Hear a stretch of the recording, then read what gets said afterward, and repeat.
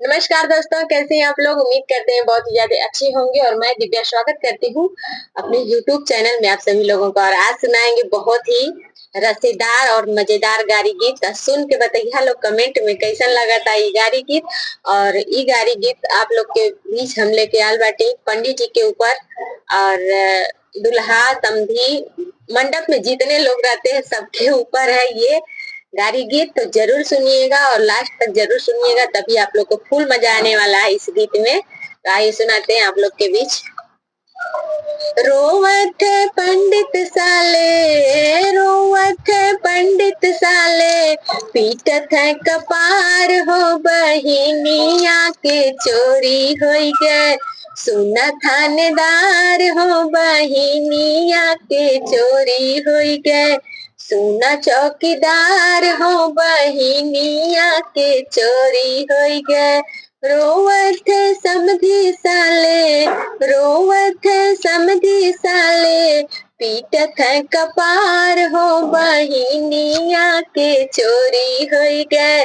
सुना चौकीदार हो बहिनिया के चोरी हो गए।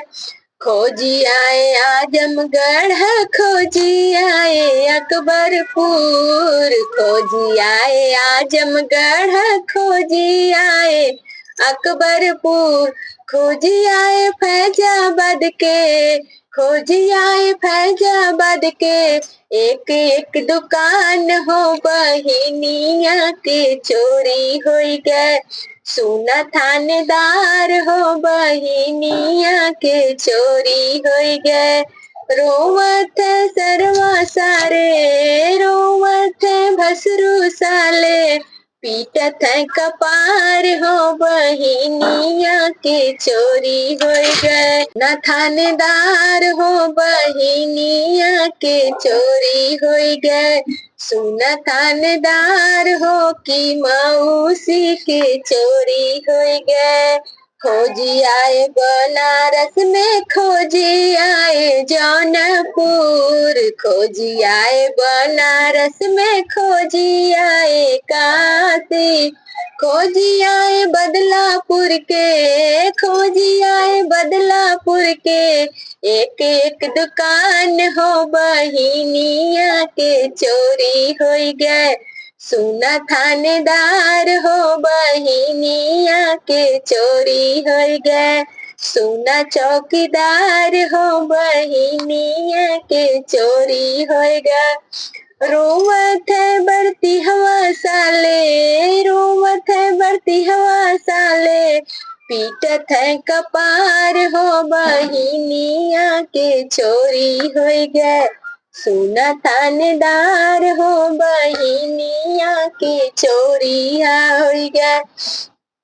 खोजी आए आजमगढ़, खोजी आए बलिया, खोजी आए आजमगढ़, खोजी आए बलिया, खोजी आए पटना के, खोजी आए पटना के। एक एक दुकान हो बहिनिया के चोरी हो गए। सुना थानेदार हो बहिनिया के चोरी हो गए। सुना थानेदार हो बहिनिया के चोरी हो गए।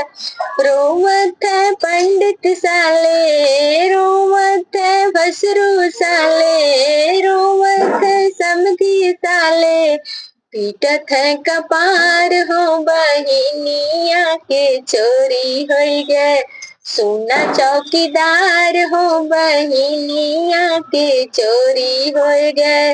रोवत है अगुआ साले, पीटत है कपार हो हमरे दीदी के चोरी हो गए।